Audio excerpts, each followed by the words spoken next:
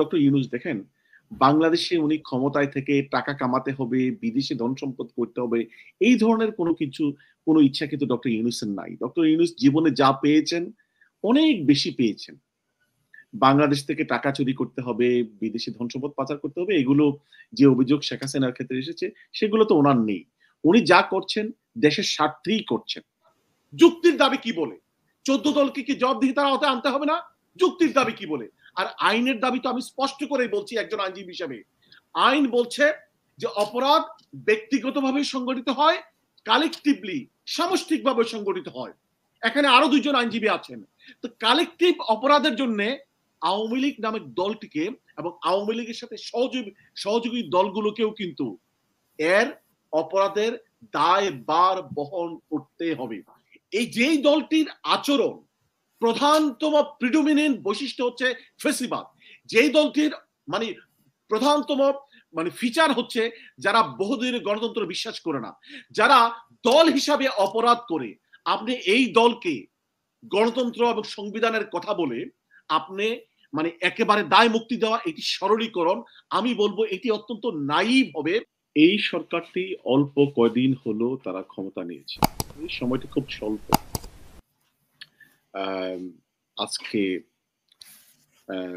একটি ফ্যাসিস্ট সরকার বাংলাদেশের প্রায় সকল অঙ্গগুলোকেই নষ্ট করে দিয়েছে, বাংলাদেশের স্ট্রাকচার নষ্ট করে দিয়েছে।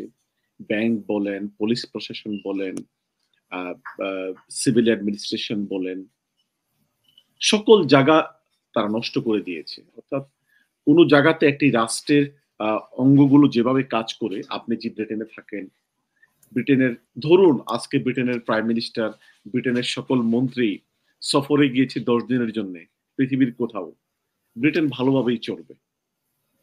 কেন?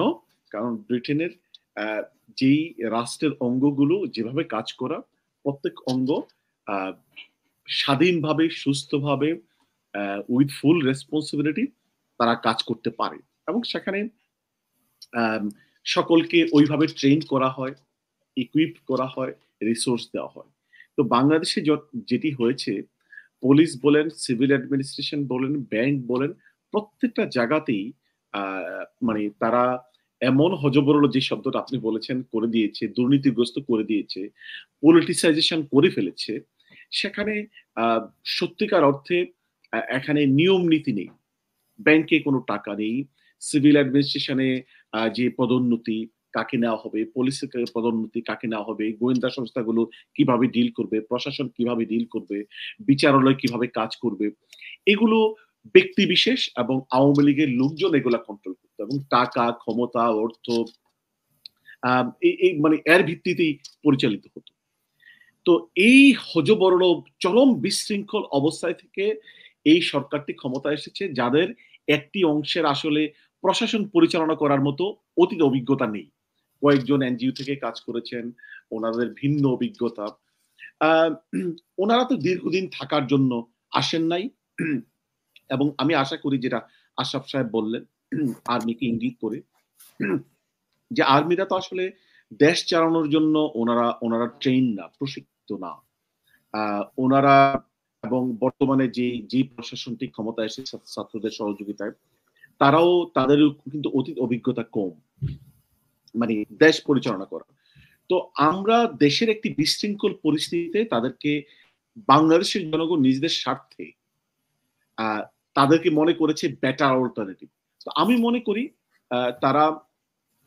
আমরা যদি সকলে মিলে সহযোগিতা করি, সকলে ধৈর্যের সাথে অপেক্ষা করি, যেহেতু তাদের কোনো ভেস্টেড ইন্টারেস্ট নেই।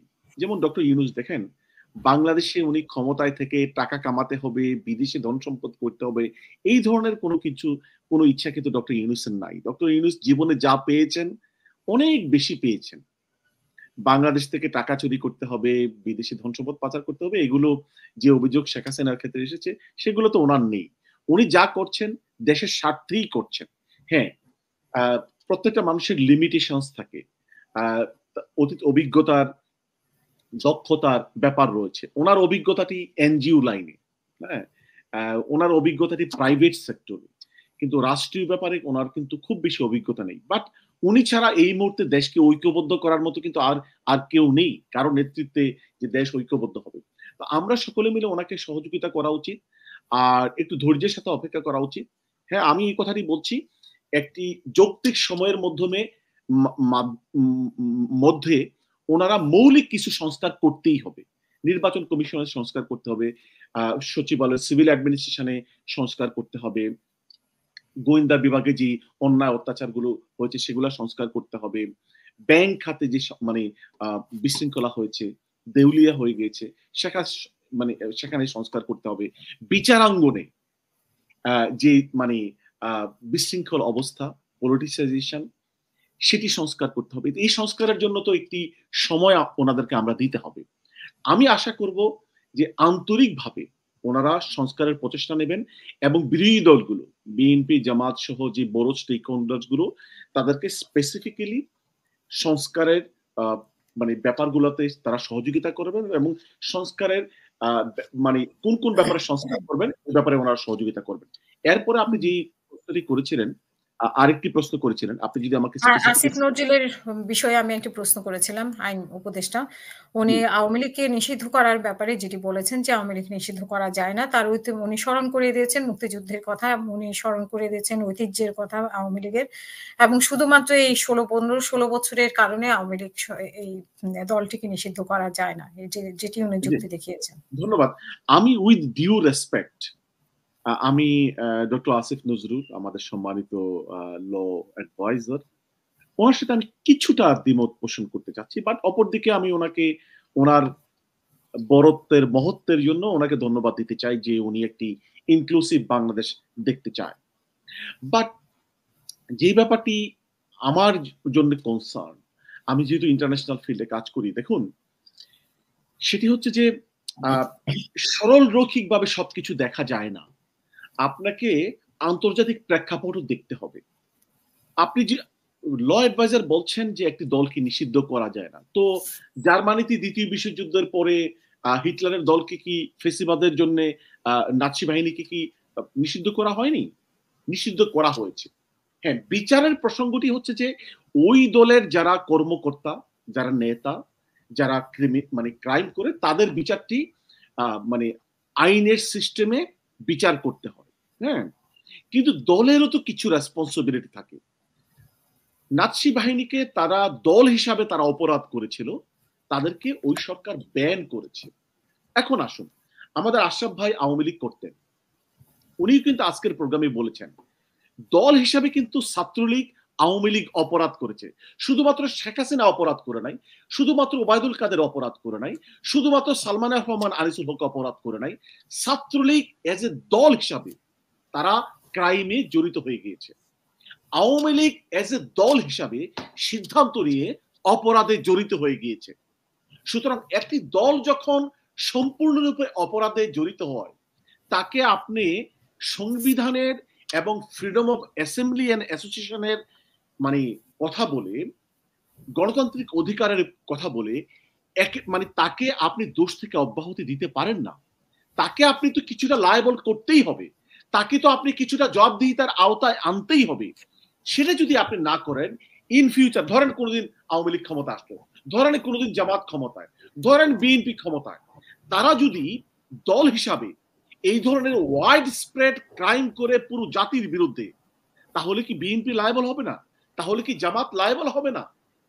আপনাকে কোনো একটা রেসপন্সিবিলিটি তো জবাবদিহিতার জায়গায় তাদেরকে আনতেই হবে। আপনি শেখ হাসিনার বিচার করবেন, আপনি ঘোষণা করেছেন, ফাইন, আপনাকে ধন্যবাদ। এবং এটা আইনের সাথেই বিচার হতে হবে, সে অপরাধ করেছে। কিন্তু দল হিসাবে আশরাফ ভাই যে কথাই বললেন, আমরা সকলে যেটি সাক্ষী, ছাত্রলীগকে দিয়ে অপরাধ করানো হয়েছে। আওয়ামী লীগ জনগণের বিরুদ্ধে সরাসরি অস্ত্র দিয়ে যুদ্ধ করেছে, তাদের লোকজনদেরকে নামিয়েছে। তো এটি তো দলীয় সিদ্ধান্ত ছিল। 14 দলের মানে সভায় সিদ্ধান্ত হয়েছে কি, shoot at sight, it is a crimes against humanity. আমি যে কথাটি বললাম যে আপনি আন্তর্জাতিক অঙ্গনে অপরাধ প্রমাণ করার জন্য 14 দলের মিটিং এ যে সিদ্ধান্তটি নেওয়া হয়েছে, এটি একটি দলীয় সিদ্ধান্ত। সুতরাং আপনাকে দলকে লায়াবিলিটি বহন করতে হবে। এই লায়াবিলিটি আপনি লায়াবিলিটি থেকে উদ্ধার হওয়ার কোনো সুযোগ নেই। আপনি পার পাওয়ার কোনো সুযোগ নেই। আওয়ামী লীগকে 14 দলকে এর রেসপন্সিবিলিটি বহন করতেই হবে।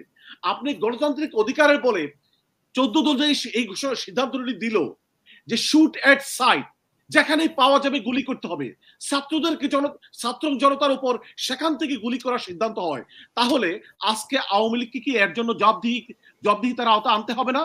যুক্তির দাবি কি বলে? 14 দলকে কি জবাবদিহিতার আওতায় আনতে হবে না? যুক্তির দাবি কি বলে? আর আইনের দাবি তো আমি স্পষ্ট করেই বলছি একজন আইনজীবী হিসেবে, আইন বলছে যে অপরাধ ব্যক্তিগতভাবে সংগঠিত হয়, কালেকটিভলি সামষ্টিকভাবে সংগঠিত হয়। এখানে আরো দুইজন আইনজীবী আছেন। তো কালেকটিভ অপরাধের জন্য আওয়ামী লীগ নামক দলটিকে এবং আওয়ামী লীগের সাথে সহযোগী দলগুলোকেও কিন্তু এর অপরাধের দায়ভার বহন করতে হবে। আইনমন্ত্রী যদি এই ব্যাপারটিতে আমাদের সহযোগিতা চায়, ব্যারিস্টার আবু বকর মোল্লা সহযোগিতা চায়, যে আন্তর্জাতিকভাবে যে অর্গানাইজড ক্রাইম, কালেকটিভ ক্রাইম যদি সংগঠিত হয়, তাহলে এই ব্যাপারটিকে কিভাবে ডিল করা যাবে আমরা সহযোগিতা করব।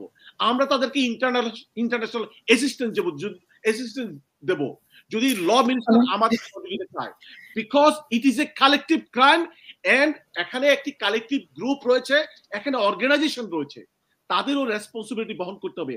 আমি বলছি না আওয়ামী লীগ নামক দলটিকে আপনি সকলকে নিষিদ্ধ করে দেন, তাদের রাজনীতির অধিকার দিবেন না, আমি সেটি বলছি না, কিন্তু আপনি তো তারা অপরাধ করেছে, আওয়ামী লীগ দল হিসেবে অপরাধ করেছে, 14 দল হিসেবে অপরাধ করেছে, তাদেরকে রেসপন্সিবিলিটি এই অপরাধের দায়ভার নিতেই হবে। এখন আপনি কিভাবে নিবেন, কতটুকু নিবেন?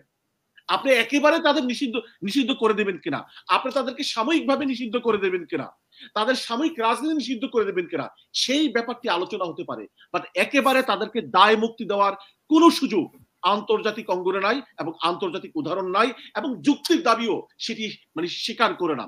এবং বাংলাদেশের জনগণও কিন্তু আজকে এই কথাটি বলছে যে আওয়ামী লীগ তো দল হিসেবে অপরাধ করেছে।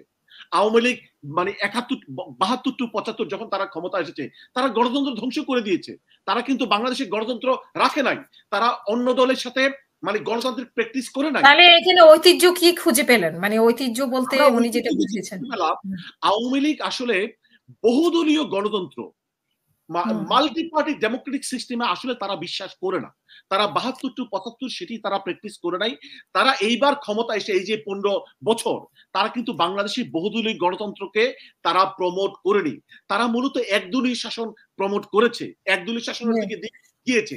তাহলে গণতন্ত্র এবং আওয়ামী লীগ কিন্তু একসাথে যায় না, এটি আমার দাবিতে তো হবে না, আওয়ামী লীগই সেটি প্রমাণ করেছে।